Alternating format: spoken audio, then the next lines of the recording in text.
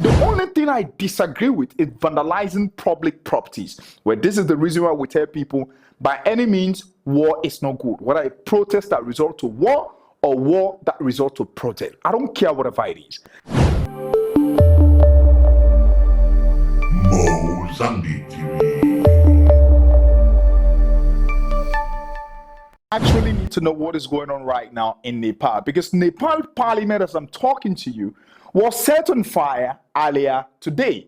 But let me get deeper into this news so that a lot of African countries, because when we are talking about leadership crisis, we are having the biggest problem in African countries.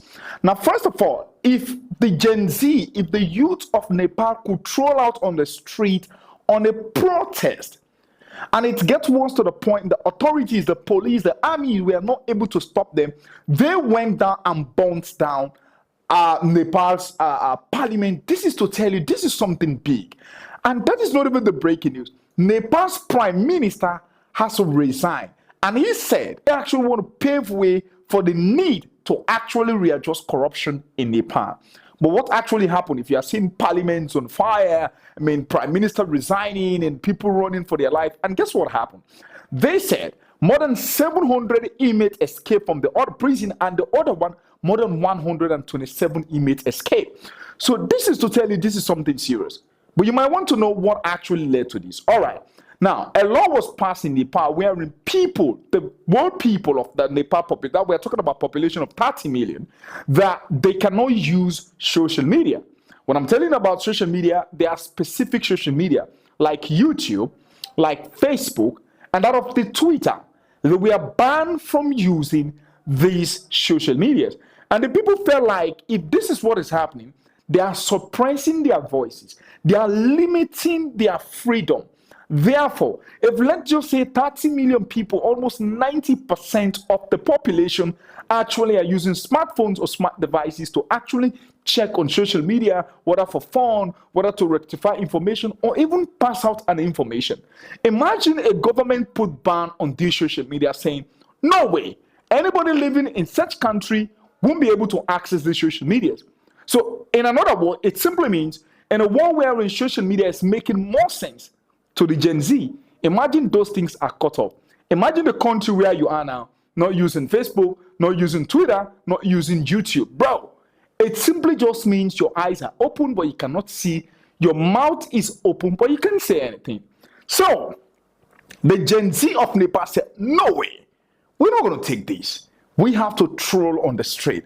But I just want you to watch the video and then we'll be right back. Less than 24 hours after protests against a social media ban in Nepal turned deadly, the government has reversed the restrictions. 19 people were killed and hundreds wounded when demonstrators clashed with police. State TV has reported police had been using tear gas, water cannons and rubber bullets, but also yesterday opened fire with live ammunition. It is said to have come when some of the thousands of young people gathered outside the parliament building in Kathmandu pushed through barbed wire and tried to storm the complex. In all, upwards of 100 people were wounded, including 24 police officers. Among those killed were 2 demonstrators taking part in a smaller rally in a neighbouring city. The United Nations has labelled the killings shocking and has urged a prompt and transparent investigation. Organisers had promoted the protests as a Gen Z demonstration, with those aged 28 and under urged to protest corruption broadly and the social media ban. Access to Facebook, X and YouTube was blocked in the country last week, with the government claiming the companies had failed to register with authorities. With more than 90% of Nepal's 30 million people regularly using the internet, it was widely seen as an attempt to censor and curb freedom of expression. That ban was reversed this morning.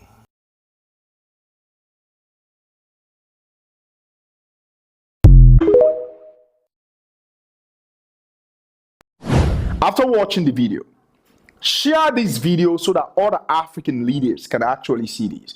You see, there's always a limit or length at which you can push people. This is what I keep telling people. In Mende, people say, tukbe agepema. It means pushing always ends at the wall. If you are pushing somebody, you keep pushing them. Once they get back to the wall, bro, they are not going nowhere. So it's either left to the people to push you back or actually allow you to keep just squeezing them on the wall. So what actually do you think? I mean, it's crazy right now. And I want you to pray for Nepal. The only thing I disagree with is vandalizing public properties. Where this is the reason why we tell people, by any means, war is not good. Whether a protest that result to war or war that result to protest. I don't care whatever it is. But let me know what you actually think in the comment section, and don't hesitate to share this video so that other corrupt African leaders will actually see these videos and know that as they are pushing their citizens, there will always be a limitation.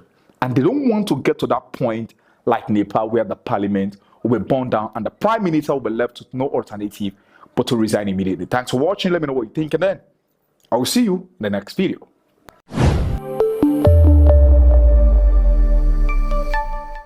Mozambique TV.